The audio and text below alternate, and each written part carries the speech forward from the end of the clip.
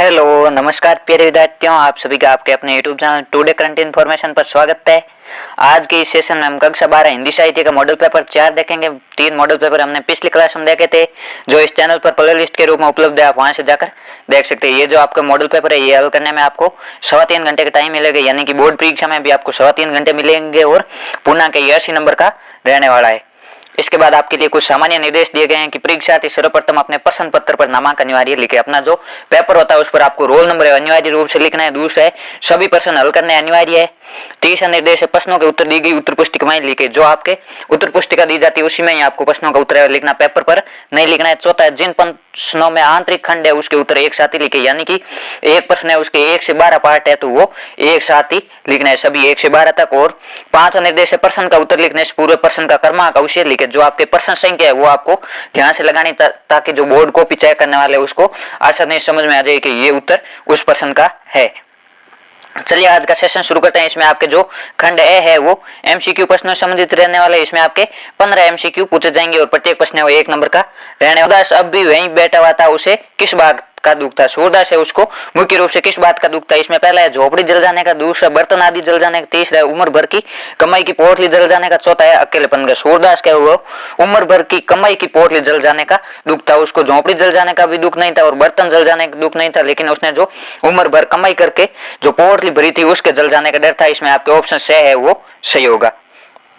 आगे दूसरा मानव जन्म लेने की सार्थकता बताई गई। मानव जन्म लेने की जो सार्थकता है वो माँ के अंक से लिपटकर गोद दूध पीने में बताया गया। आपके अंक का अर्थ होता है गोद। इसमें आपके ऑप्शन बे है वो सही होगा।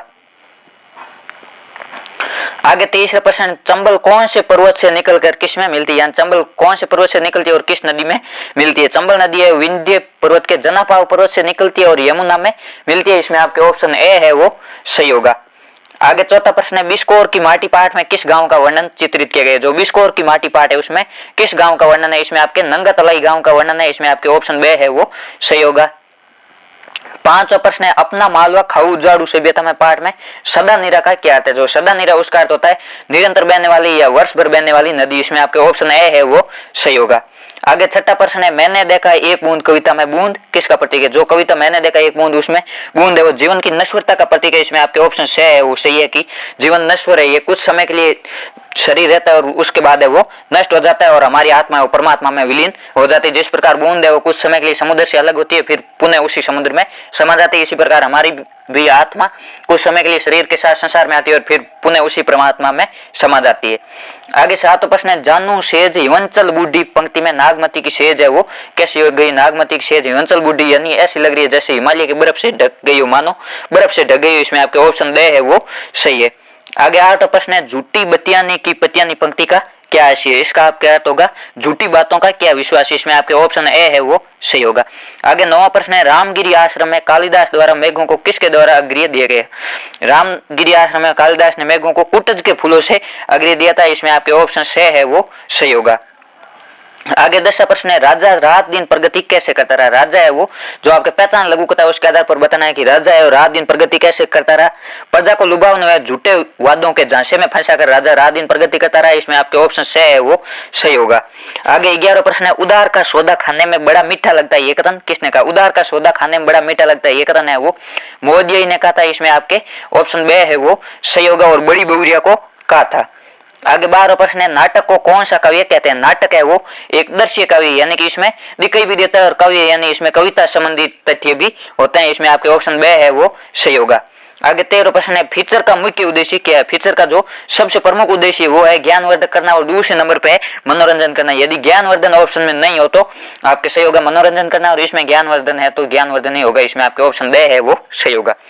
आगे 14वां प्रश्न है इनमें से कौन सा शब्द है वो आर्थिक क्षेत्र से संबंधित नहीं है? जो बिकवाली है वो आर्थिक क्षेत्र से संबंधित है, मंदरी है वो आर्थिक क्षेत्र से संबंधित है, तेजड़ी आर्थिक क्षेत्र से संबंधित है, लेकिन जो रन आउट है ये खेल क्षेत्र से संबंधित है। इसमें आपके ऑप्शन से है और सही होगा। आपके जो विशेष पत्रकारिता के क्षेत्र है आपको उनका भी ध्यान रखना है और उनके जो मूल शब्द है उनको भी ध्यान में रखना है, जैसे कि मुद्रास्फीति है वो भी आपके आर्थिक से संबंधित है। इस प्रकार के जितने भी वर्ड है आपको खेल से संबंधित है, रन आउट है, रन ओवर है, ये आपको विशेष रूप से ध्यान में रखना है। आगे 15वां प्रश्न है विशेषीकृत रिपोर्टिंग करने वाले रिपोर्टर को क्या कहा जाता है? जो विशेषकर रिपोर्टिंग यानी किसी एक क्षेत्र से रिपोर्टिंग करता है उसे विशेष संवाददाता कहा जाता है। इसमें आपके ऑप्शन बे है वो सही होगा। जो सामान्य रिपोर्टिंग करता है उसे संवाददाता या रिपोर्टर कहा जाता है।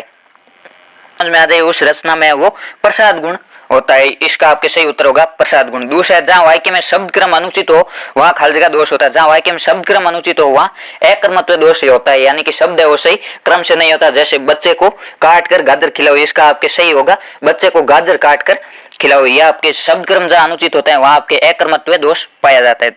दोवा छंद में प्रथम हुए तृतीय चरण में खाली जगह मात्राएं और दूसरे हुए चौथे चरण में खाली जगह मात्राएं होती है। जो दोवा छंद होता है उसमें विषम चरण यानी पहले और तीसरे चरण में 13-13 मात्राएं, प्रथम तृतीय आपको याद में रखना है। पहला तीसरा चरण 13-13 और दूसरा चौथा 11-11। पहला तीसरा 1 और 3 को जोड़ते 13 होता है, तो उसी प्रकार प्रथम और तृतीय चरण में 13-13 और दूसरे चौथे में 11-11। आगे चौथा प्रश्न है, छंद शास्त्र में 3 वर्णों के समूह को क्या कहा जाता है? छंद शास्त्र में जो 3 वर्णों का समूह होता है उसको गण कहा जाता है और गण आपके 8 प्रकार के होते हैं। आगे 5 है, जब उपमेय और उपमान में बिंब प्रतिबिंब का भाव हो तो वहां कौन सा अलंकार होता है? जब उपमेय और उपमान में बिंब प्रतिबिंब का भाव होता है तो वहां पर दृष्टांत अलंकार होता है। इसमें आपके दृष्टांत सही होगा। आगे छठा प्रश्न है, जहां कारण नहीं होने पर भी कार्य हो वहां कौन सा अलंकार होता है? जहां पर कोई कारण नहीं है फिर भी कार्य होता है वहां पर आपके विभावना अलंकार होता है। फिर तीसरा प्रश्न है, अपठित गद्यांश से संबंधित है। इसमें आपको गद्यांश को पढ़कर उसका अर्थ समझकर फिर इसके पूछे गए प्रश्नों का उत्तर देना है। इसमें आपके सबसे पहला वो प्रश्न शीर्षक से संबंधित पूछा जाता है। शीर्षक आपके जो गद्यांश जिस चीज से संबंधित है या आपके प्रथम या दूसरी लाइन में मिल जाता है कि ये गद्यांश किससे संबंधित है। जब हम भारतीय साहित्य की एकता की चर्चा करते हैं तब हमारा आशय भारतवर्ष की भिन्न भिन्न भाषाओं की साहित्य समाश्रयता से होता है। यदि हम आज की हिंदी, बंगला, मराठी, गुजराती अथवा दक्षिण भाषाओं के साहित्य देखें तो उनमें थोड़ा बहुत अंतर भी दिखेगा, परंतु सार रूप में प्रवृत्तियां एक सी पाई जाती है। विभिन्न प्रदेशों और जनपदों की सांस्कृतिक विशेषताओं की छाप है और साहित्य में प्राप्त होती है, जो स्वाभाविक है।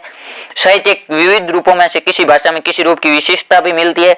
उदाहरण के लिए आज के मराठी साहित्य में नाटकों की स्थिति अपेक्षाकृत अधिक अच्छी है। व्यक्तिगत निबंध भी उनके यहाँ अधिक परिणाम में लिखे जा रहे हैं। ये उनकी प्रासंगिक विशेषता। इसी प्रकार विभिन्न के भीतर एक मूलभूत एकता है जिसे हम भारतीय साहित्य की एकता कह सकते हैं। यह आपके मुख्य रूप से भारतीय साहित्य जो एकता है उस पर बताया गया है कि जो भारतीय साहित्य विभिन्न भाषाओं में लिखा गया साहित्य उनमें भी एक एकता पाई जाती है। उनका सार रूप है वो लगभग एक समान ही होता है।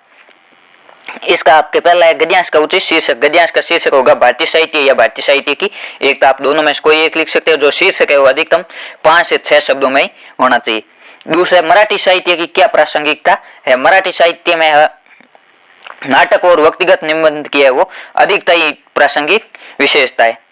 आगे तीसरा है, भारतीय साहित्य की क्या विशेषता? भारतीय साहित्य की विशेषता विभिन्न के भीतर एक मूलभूत एकता यानी विविधता में एकता। भारतीय साहित्य वो विभिन्न प्रकार का है लेकिन फिर भी उनके बीच एक मूलभूत एकता है। ये भारतीय साहित्य की मूल विशेषता है।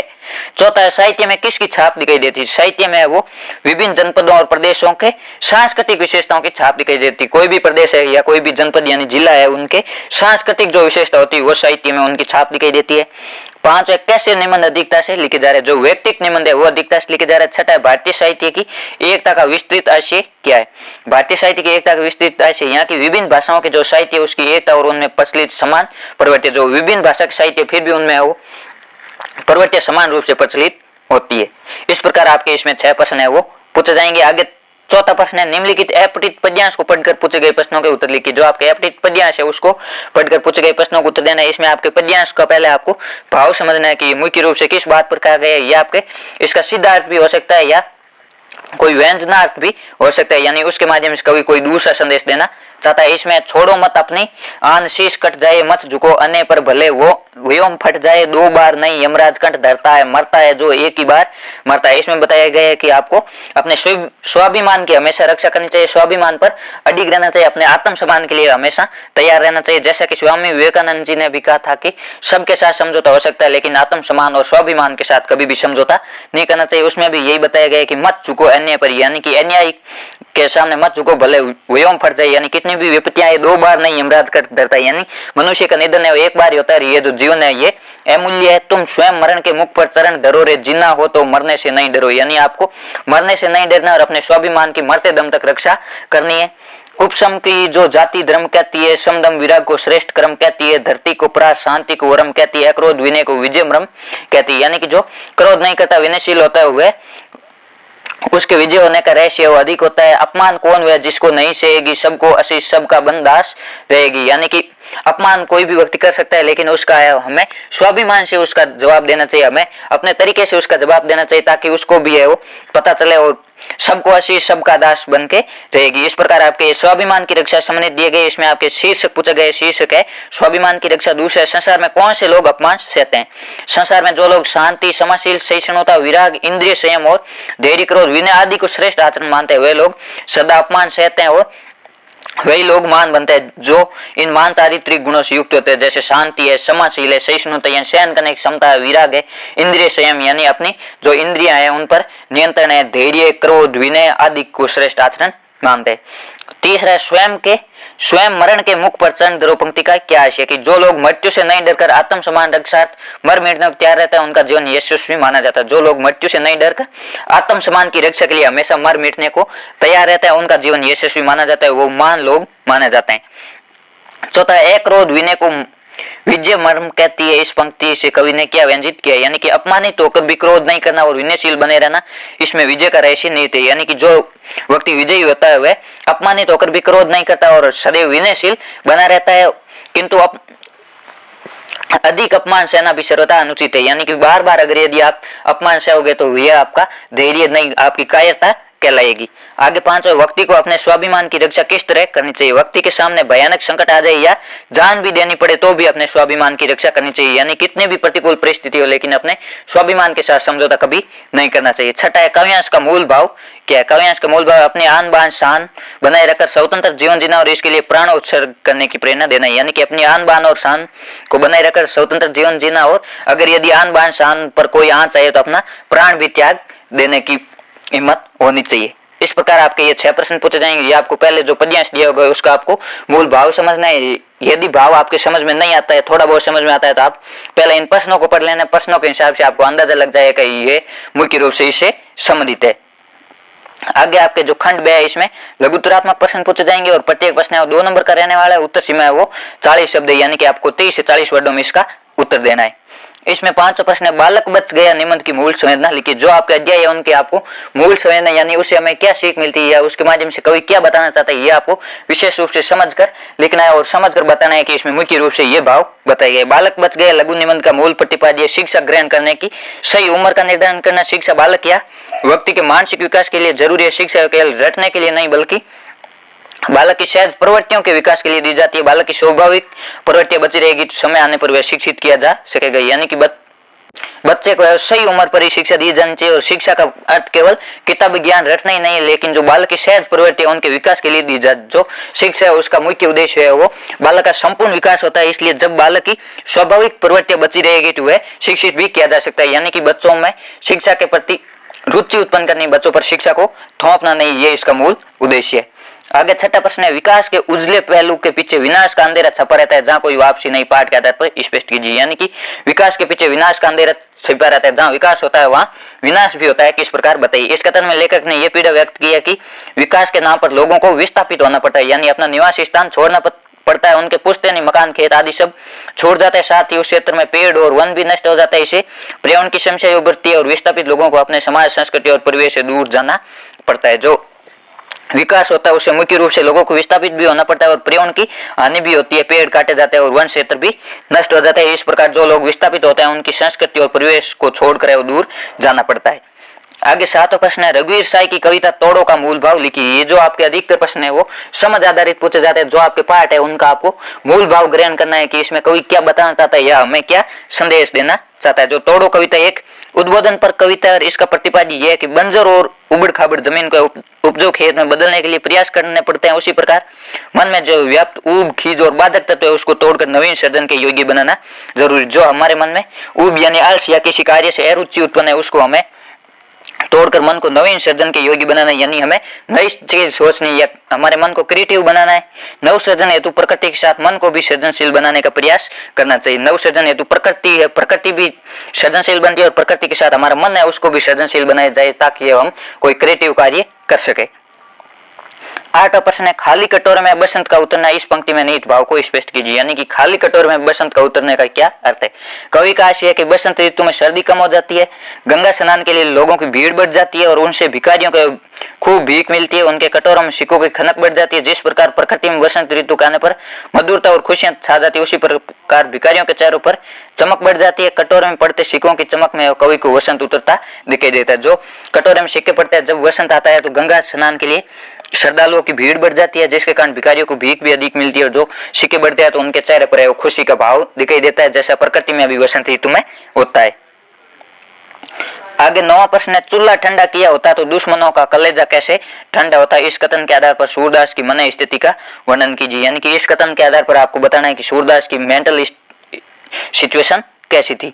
उस समय सूरदास की मन स्थिति अत्यंत विचलित थी। उसे झोंपड़ी के जल जाने का दुख नहीं था, दुख था पैसों की पोटली के जल जाने का, जो उसके उम्र भर की कमाई और जीवन की आशाओं का आधार थी। सूरदास को सबसे अधिक, झोंपड़ी से भी अधिक दुख उसकी उम्र भर की कमाई की पोटली के जल जाने का था। आगे 10वां प्रश्न है, जड़ चेतन में रूपांतरित होकर क्या क्या अंतर्बाह्य घटता है, लीलाचारी होता है। इस कथन का आशय स्पष्ट कीजिए। जड़ के चेतन होने पर अर्थात जन्म लेने पर मां की अपने संतान के प्रति अतिशय ममता रहती है।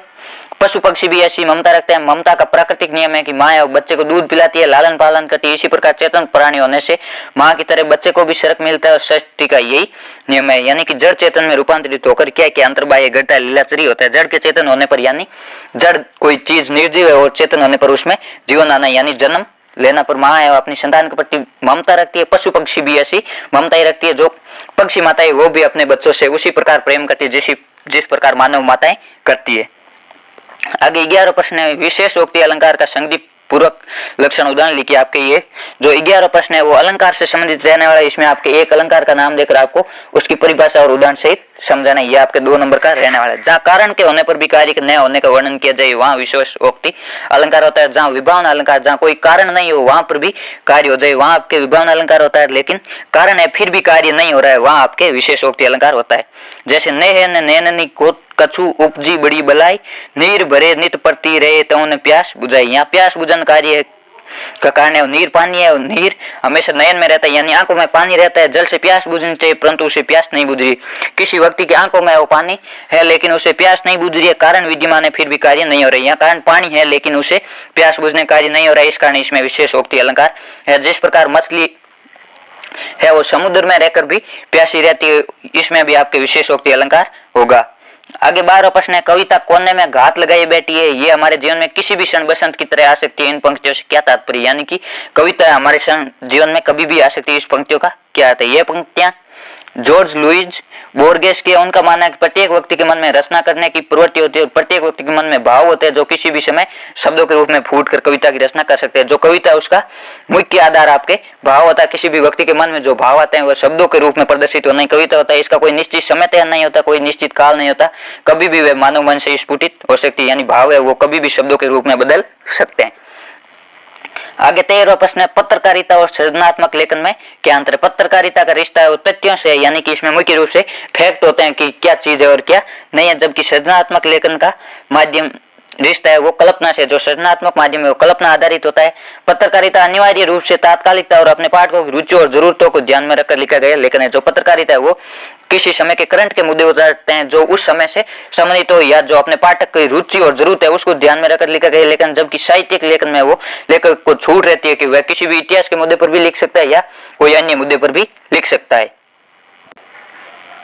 उसके बाद 14वां प्रश्न है, विशेष लेखन की भाषा और शैली कैसी होनी चाहिए। विशेष लेखन का क्षेत्र विशेष अपनी विशेष तकनीकी शब्दावली से जुड़ा होता है। जो कोई भी विशेष लेखन है उसकी अपनी विशेष तकनीकी शब्दावली होती है। जैसे खेल क्षेत्र के अपने शब्द अलग होते हैं, आर्थिक क्षेत्र के अपने शब्द अलग होते हैं और सिनेमा क्षेत्र के अपने शब्द अलग होते हैं। इसलिए इस लेखन क्षेत्र में विशेष में इस्तेमाल होने वाली भाषा का प्रयोग किया जाता है। विशेष लेखन के कई क्षेत्र ऐसे जिनमें लेखन में विशेष ज्ञाति की जरूरत होती है। इस आधार पर भाषा शैली का निर्धारण होता है। जो विशेष लेखन की भाषा है वो मुख्य रूप से उसके क्षेत्र के आधार पर निर्धारित होती है। जो खेल क्षेत्र है उसकी अलग भाषा होगी, सिनेमा क्षेत्र की अलग भाषा होगी और आर्थिक क्षेत्र की अलग भाषा होगी, और कोई कृषि संबंधित विशेष लेखन है तो उसकी भाषा अलग होगी।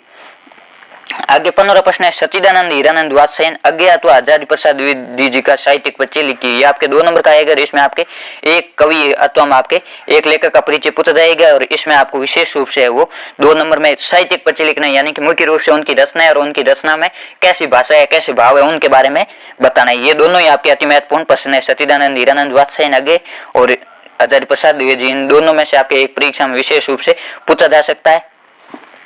इसका आपके उत्तर होगा अज्ञे प्रयोगवाद के प्रवर्तक साहित्यकार माने जाते हैं। जो अज्ञे जी है वो प्रयोगवाद के प्रवर्तक है। अज्ञे प्रकृति प्रेमी मानव मन के अंतर्द्वंदों के कवि माने जाते हैं। अज्ञे ने शेखर एक जीवनी, नदी के द्वीप, ये 2 उपन्यास, अरे यायावर रहेगा याद, एक बूंद सहसा उछली, ये इनके यात्रा वर्त है। त्रिशंकु आत्मनिपद, ये इनके निमंत है। विपतगा परंपरा, कोट रिकबात, जय दोलो, ये इनके कार्य कहानी संग्रह। आपके जो भी कवि परिचय या लेखक परिचय उसमें आपको उनकी रचनाएं विशेष रूप से लिखनी है। इसके अथवा में आचार्य हजारी प्रसाद द्विवेदी जी भारतीय संस्कृति में गहरी पेड़ रखते थे। इनके कृतित्व रूप में बाण भट्ट की आत्मकथा, चारू चंद्र लेख, पुनर्नवा और अनामदास का पोता उपन्यास है।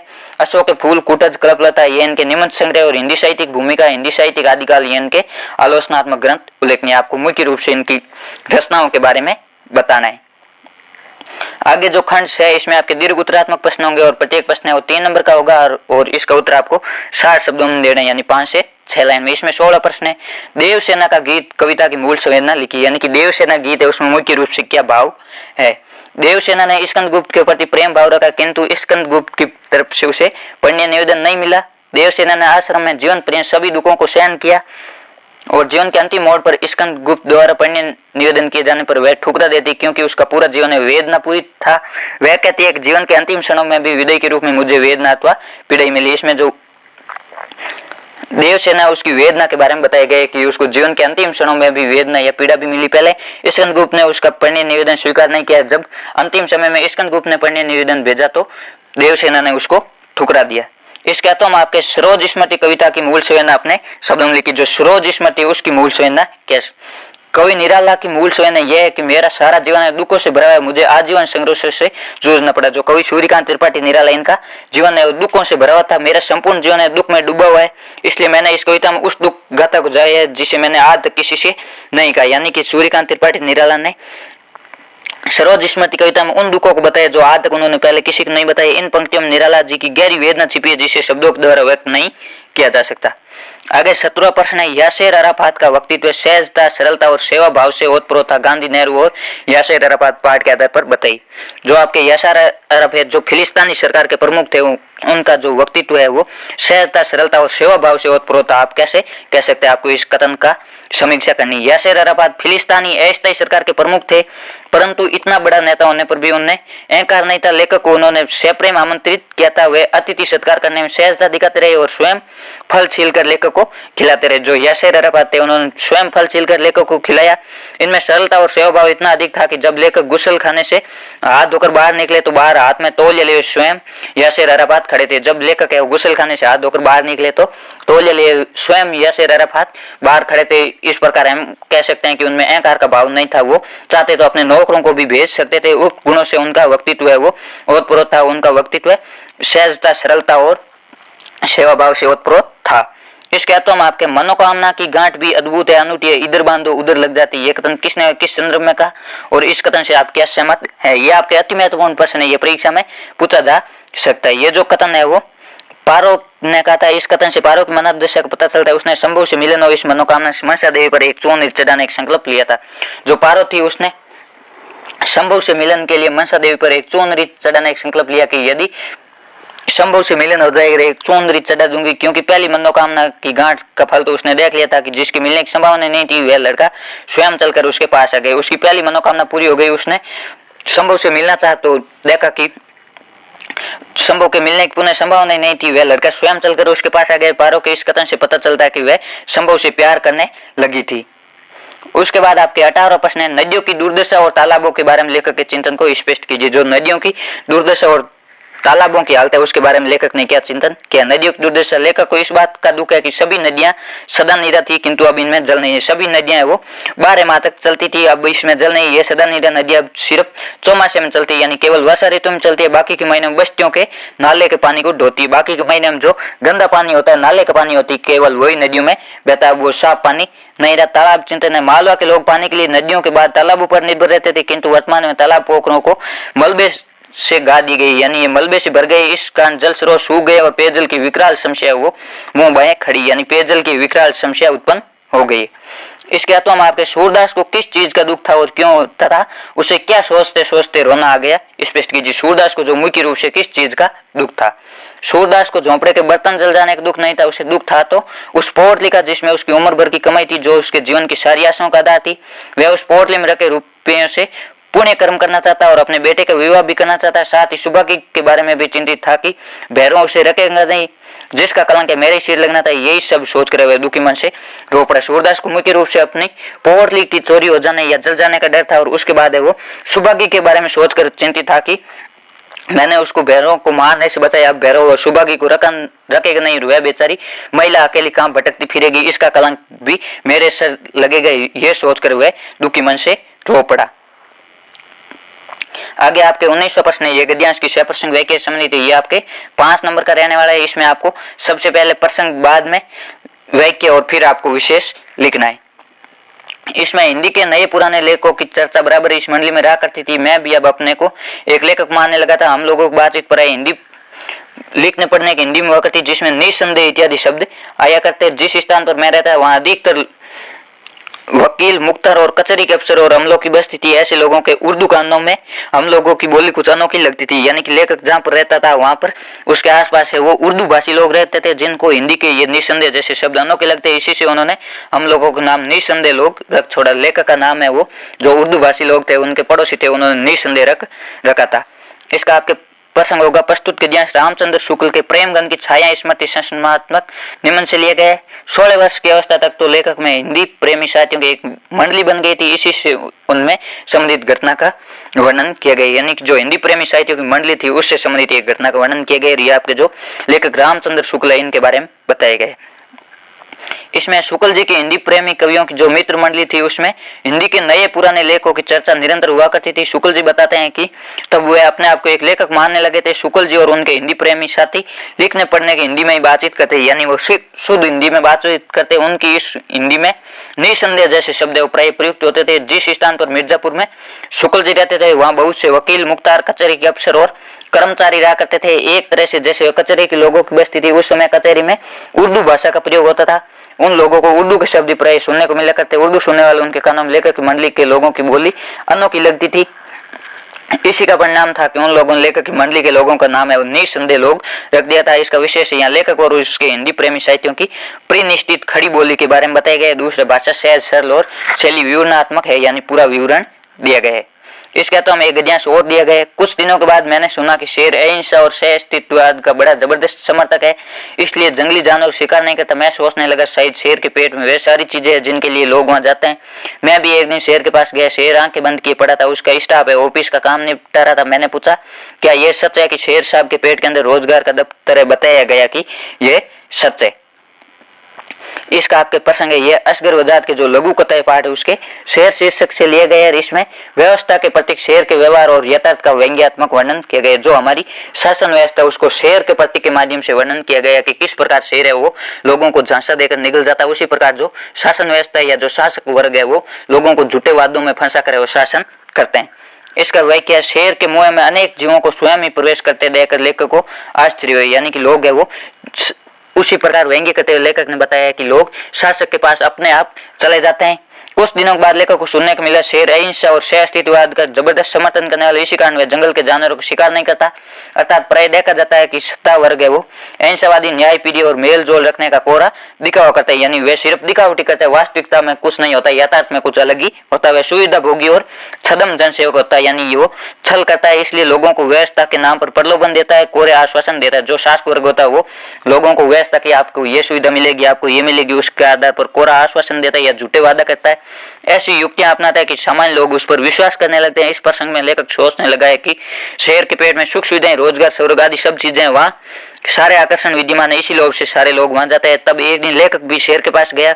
शेर उस समय में सोया हुआ था और उसके स्टाफ काम कर रहा था। लेखक ने उनसे पूछा क्या शेर के मुंह के अंदर रोजगार का दफ्तर है? तो उन्होंने कहा यह सच है। यानी जिस प्रकार हम शासक के पास जाते हैं तो शासक वर्ग खुद नहीं मिलते और उनके जो स्टाफ होता है वो मिलते हैं और वो कहते हैं कि आपका काम हो जाएगा। इस पर व्यंग्य किया गया। इसमें आपके विशेष व्यवस्था के प्रतीकात्मक वर्णन पर व्यंग्य की गई। ये आपके मुख्य रूप से व्यंग्य आता है, यानी इसका लिखा कुछ अलग है और अर्थ कुछ अलग निकल रहा है। यहाँ आपके बताया जंगल के बारे में है, लेकिन इसका वास्तविक अर्थ है वो वास्तविक समाज से जुड़ा हुआ है, यानी कि किस प्रकार जो शासक वर्ग होते हैं, जो शासन करने वाले होते हैं, वो जनता को लूटते हैं। दूसरा भाषा सरल सुबोध वर्णन है वो चित्रात्मक और प्रतीकात्मक है, इसमें प्रतीकों के माध्यम से बताए गए।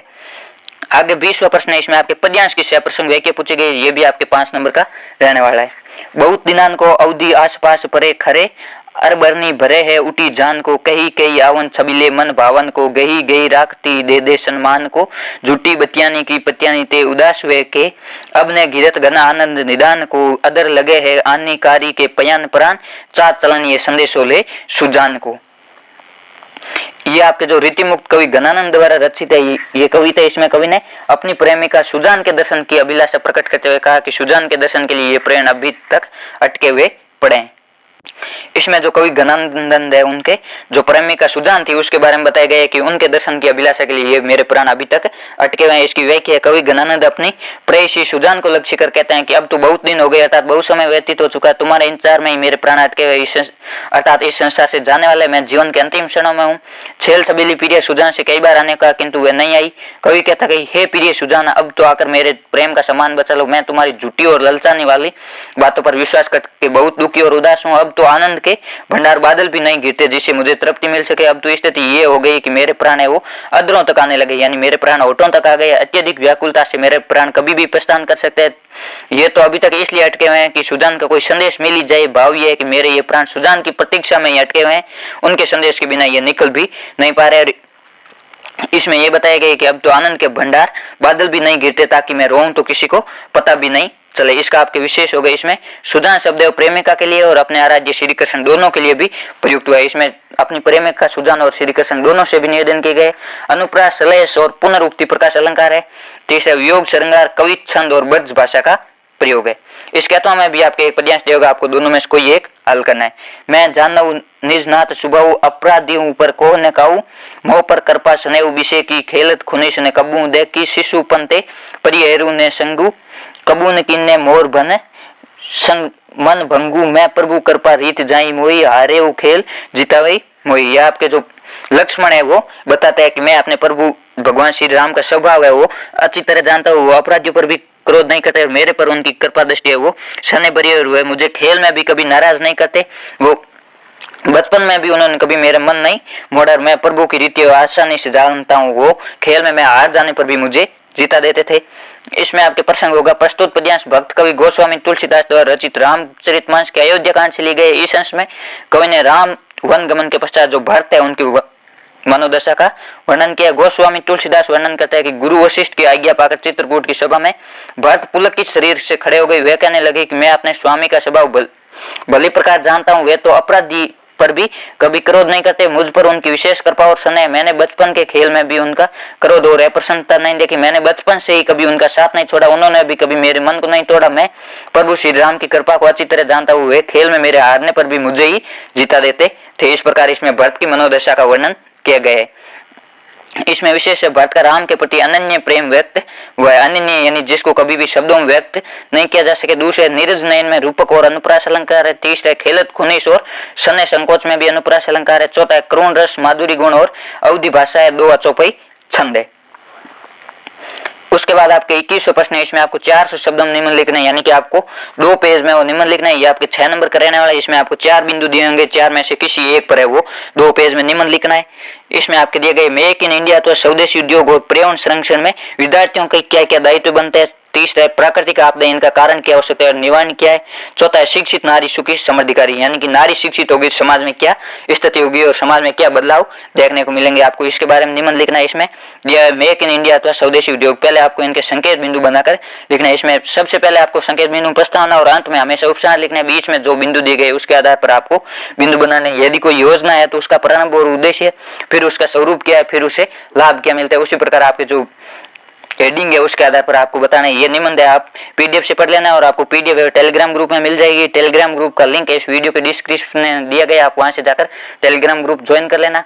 और आपको इसी चैनल पर कक्षा 10 और कक्षा 12 के सभी विषयों के मॉडल पेपर हल करवाए जाएंगे और मॉडल पेपर पूरे होने के बाद आपको सभी पार्टों के ब्लूप्रिंट के आधार पर एमसीक्यू और छोटे प्रश्न भी हल करवाए जाएंगे और जो निम्नात्मक प्रश्न है वो भी चैप्टर वाइज हल करवाए जाएंगे। इसलिए हमारे साथ जुड़े रहे। चैनल पर नए हैं तो सब्सक्राइब करें, अपने दोस्तों के साथ भी शेयर करें ताकि उनको भी इन मॉडल पेपरों का फायदा मिल सके। धन्यवाद। मस्त रहे, पढ़ाई करते रहे।